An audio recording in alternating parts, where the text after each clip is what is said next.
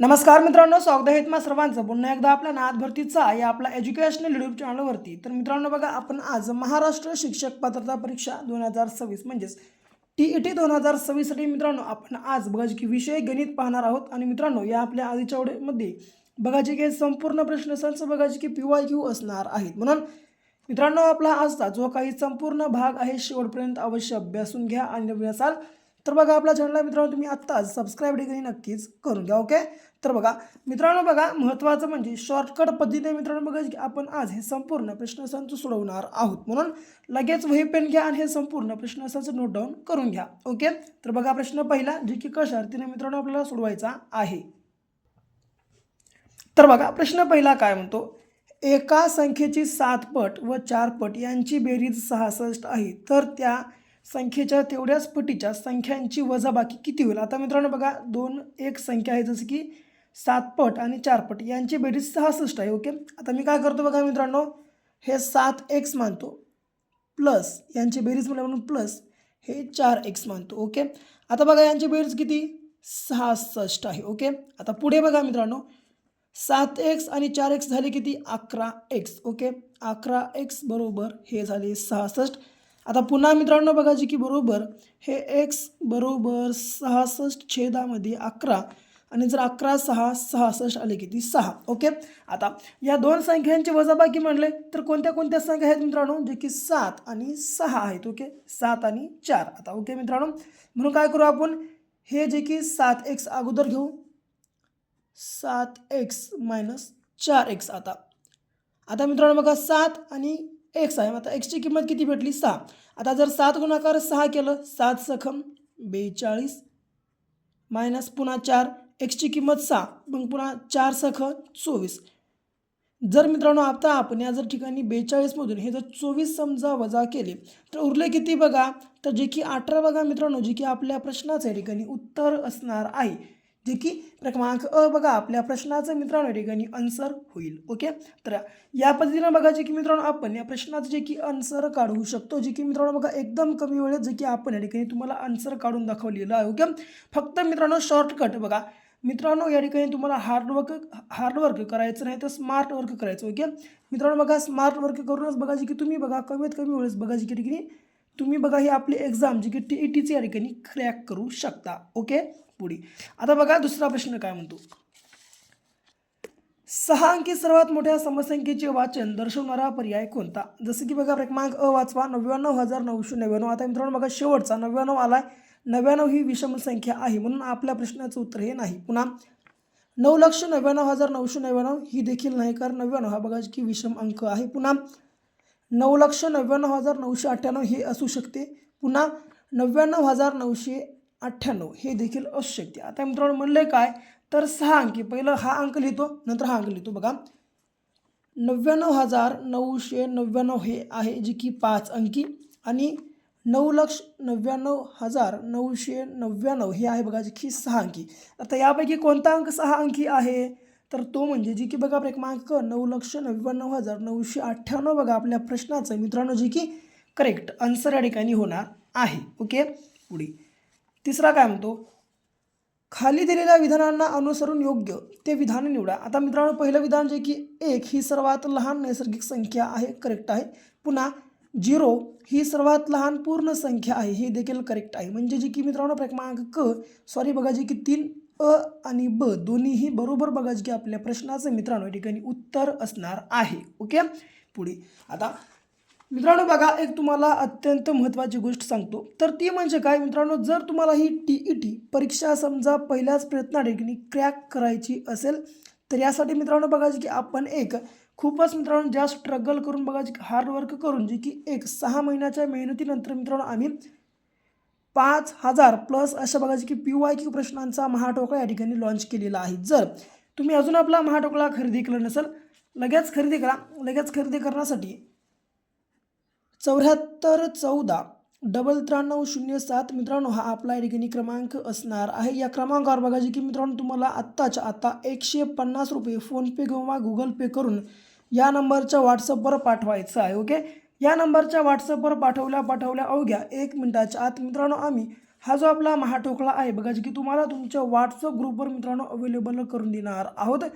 म्हणून वेळ लावू नका मित्रांनो, लगेच आपला महाठोकळा खरेदी करा. कारण मित्रांनो बघा येणाऱ्या बघा की जून महिन्यामध्ये आपली एक्झाम आहे आणि मित्रांनो जर वेळेचा या ठिकाणी जर एक प्रकारे बघलं वेळेला तर वेळ खूप कमी आहे आणि जर समजा तुम्हाला कमी वेळेत जास्तीत जास्त ठिकाणी जर स्टडी म्हणजे अभ्यास करायचा असेल तर मित्रांनो बघा आपला महाठोकळा बघा की यासाठी तुमच्यासाठी एक अत्यंत बघा की उपयुक्त असं साधन ठरणार आहे. म्हणून वेळ लावू नका.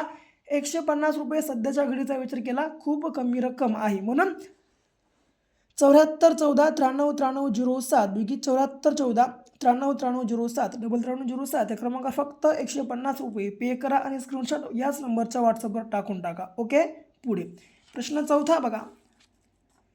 एका फुलांच्या करंडीमध्ये काही फुले आहेत. या फुलांचे प्रत्येकी 30 किंवा 40 किंवा 50 फुलांच्या एक एक अशा माळा बनवल्या तर प्रत्येक वेळेस माळ पूर्ण होण्यास 5 फुले कमी पडतात. तर त्या करंडीत कमीत कमी किती फुले असावीत या प्रकारचा प्रश्न विचारला. आता मित्रांनो बघा या प्रकारच्या प्रश्नाचं उत्तर जे की आपल्याला कशा रीतीने काढता येते. या प्रश्नाचं उत्तर आपल्याला काढण्यासाठी मित्रांनो बघा की पहिलं 30 40 आणि 50 यांचा आपल्याला लसावी काढणं महत्त्वाचं आहे. पुन्हा बघा की शेवटी आपल्या प्रश्नाचं आपल्याला ठिकाणी उत्तर भेटून जातं. ओके. म्हणून मी काय करतो पहिलं या 3 संख्यांचा लसावी काढतो. 30 40 50 30 40 आणि 50. ओके. अशी एक रेष मारा, अशी एक मारा, अशी एक मारा आणि अशी एक मारा. आता बघा तीनही संख्येला 10 न भाग जातो. 10 त्रिक 30 10 चौक 40 10 पाचे 50. आता करा याची सर्वांचा गुणाकार. 10 गुणाकारात 3 गुणाकारात 4 गुणाकारात 5. आता मित्रांनो 10 त्रिक 30 गुणाकारात 5 चौक 20. जर आता 3 दोन्ही 6 केलं समोर 2 शून्य आले किती 600. ओके. आता घ्या हे 600ला 600 बरोबर आणि पुन्हा काय म्हणतोय तर जे की प्रत्येक वेळेस माळ पूर्ण होण्यास 5 फुलं कमी पडतात. ओके. म्हणून काय करू आपण या 600तून 5 करू मायनस. जर 6 या ठिकाणी या जर 600तून आपण 5 मायनस केले तर उरले किती जे की 595. मित्रांनो बघा जे की आपल्या प्रश्नाच्या ठिकाणी उत्तर असणार आहे. तर जे की बघा क्रमांक लक्षात तुम्हा सर्वांना ठेवायचं आहे. जे की एकदम मित्रांनो बघा अवघड असा प्रश्न होता परंतु बघा जे की एकदम मित्रांनो सोप्या ट्रिकनुसार बघा जे की या ठिकाणी मी तुम्हाला सोडवून दाखवलेलो आहे. ओके. पुढे आता 5वा प्रश्न बघा जे की आपल्याला कशा रीतीनं सोडवायचा आहे. बघा 5वा प्रश्न काय म्हणतो. 16 वस्तूंचे वजन सरासरी वजन 32 किलो आढळले. पुन्हा तपासणी केली तेव्हा 2 वस्तूंचे वजन अनुक्रमे 24 34 आणि 26 ऐवजी 24 आणि 16 असे नोंदवले गेले. तर दिलेल्या पर्यायातून अचूक सरासरी निवडा. आता 16 वस्तूंचं वजन 32 किलो आढळलं म्हणून मित्रांनो काय करतो पहिलं हे 16 गुणाकारात घेतो 32. ओके. 16 दोन्ही 32ला 2 हातचारी 3 पुन्हा 16 दोन्ही 32 16 त्रिक 48 48 आणि 3 झाले किती 52. ओके. 48 आणि 3 52 होतात. ओके. जी की बघा मित्रांनो सॉरी 51 होतं बघा 48 आणि 3 51. ओके. आता पुन्हा मित्रांनो बघा आता म्हणून आता काय झालं या ठिकाणी जी की 34 आणि 26च्या ऐवजी 24 आणि 16 असं नोंदवलं गेलं. ओके. म्हणून मित्रांनो मी या ठिकाणी आता काय करतो बघा जे की 34 आणि 26 ऐवजी काय केलं आहे 24 आणि 16 असं नोंदवलं गेलं आहे. ओके. लक्षात घ्या जे की 24 आणि 16. आता बघा जे की मित्रांनो म्हणून मी काय करतो हे पहिले 34 आणि हे 26 बेरीज करतो. हे जर 34 आणि 26 यांची जर बेरीज केलो हे किती झाले 34 आणि 26 हे झाले बघा जे की 60. ओके. लक्षात घ्या मित्रांनो हे झाले 60. पुन्हा काय झालं च्या ऐवजी 24 आणि 16 नोंदवलं गेलं ना म्हणून हे काय करतो मी पुन्हा 24 आणि 16 घेतो. ओके. 24 आणि जर 16 घेतलं तर आले किती जे की 40 आलं. मग मित्रांनो पुन्हा काय करतो मी आता या 60मधून हे 40 किलो वजा. जर 60मधून 40 वजा केलो तर उरले किती 20 उरले. ओके. आता बघा 20 उरले. तर मित्रांनो बघा आता पुन्हा हे 20 काय करायचं आता बघा 16 वस्तूंचे सरासरी वजन किती 32. तर मग पुन्हा बघा 32 आपल्याला किती भेटलं या दोन्हीचं 512 भेटलं. म्हणून मित्रांनो काय करतो आता मी पुन्हा हे 512 घेऊन टाकतो. हे 512 प्लस हे किलो 20. ओके. प्लस हे किलो 20 तर झाले किती बघायचे की 532 झाले. ओके. 532 आणि या 532ला आता काय करा शेवटी या 16 वस्तूंना मित्रांनो बघायचे की भागून टाका. आता जर 532ला या जर मी 16नं भागलो तर किती येतं बघा 16 1 16, 16 दोन्ही 32 आणि 16 त्रिक 48. आलं किती 3. पुन्हा जर 53मधून 48 गेले उरले किती 5. पुन्हा 16 त्रिक 48. पुन्हा मित्रांनो बघा उरले किती आता जे की 52मधून जर 48 गेले तर उरली मित्रांनो बघा जी की 4. आता इथं पॉईंट द्या. 52मधून जर समजा 48 गेले तर उरले किती 4. ओके, इथं पॉईंट द्या, शून्य वाढून घ्या. पुन्हा 16 दोन्ही 32, इथं आले 2. पुन्हा आले किती 40मधून 32 गेले उरले 8. पुन्हा 8 समोर एक शून्य द्या आणि 16 5 80 म्हणजे जवळपास जे की 33.25. बघा जे की आपल्या प्रश्नाचं मित्रांनो या ठिकाणी उत्तर असणार आहे.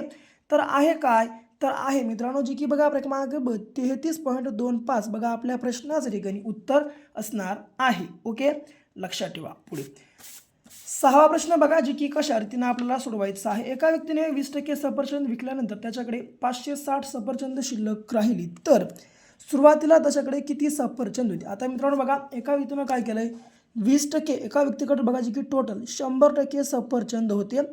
यापैकी त्यानं 20% विकलाय. यापैकी 20% विकलाय तेव्हा किती उरले याच्याकडे तर हे 80% उरले. तर हे 80% सफरचंद म्हणजे किती होते तर हे बघा जे की 560 होते. ओके, 560 होते. तर सुरुवातीला त्याच्याकडे एकूण किती सफरचंद होते या प्रकारचा प्रश्न विचारला म्हणून या बघा जे की 80%च्या खाली घेतलो पुन्हा 100%. तर आता बघा इथं आलं प्रश्नचिन्ह. याचा करा तिरपा गुणाकार. 100 गुणाकारात 560 आणि छेदामध्ये आलं 80. आता हा एक शून्य कट, हा एक शून्य कट, पुन्हा बघा जे की हां ओके, नंतर बेचोक 8. जर 2 100ला भागला आलं किती 50. या ठिकाणी उरलं 56. 4 1 4, 4 1 4 उरलं किती 1. 4 चोक 16 आलं किती 50 गुणाकारात 14. ओके, मग पुन्हा मी काय करतो 50 गुणाकारात 14 करतो. ओके, 14 5 70 आणि हा समोरचा एक म्हणजे जवळपास 700. बघायचे की आपल्या प्रश्नाचं मित्रांनो या ठिकाणी उत्तर असणार आहे. तर जे की क्रमांक ब तुम्हा सर्वांना या ठिकाणी लक्षात ठेवायचं आहे. ओके, तर मित्रांनो ही होती आपली आजची बघायची की महाराष्ट्र शिक्षक पात्रता परीक्षा 2026च्या संदर्भातले जे की गणित या विषयाचे मोस्ट PYQ प्रश्न असच. जर तुम्हाला या ठिकाणी व्हिडिओ आपला आवडला असेल तर आपल्या व्हिडिओला लाईक करा. जास्तीत जास्त तुमच्या मित्रांसोबत आत्ताच्या आता हा व्हिडिओ आपला जे की शेअर करा. समजा अजून तुम्ही आपल्या चॅनल ठिकाणी सबस्क्राईब केलं नसेल लगेच चॅनलला सबस्क्राईब पण करून घ्या. तर भेटू पण अशा एका नेक्स्ट लेवलच्या नवीनच्या भागासोबत. तोपर्यंत घ्या काळजी, करा अभ्यास.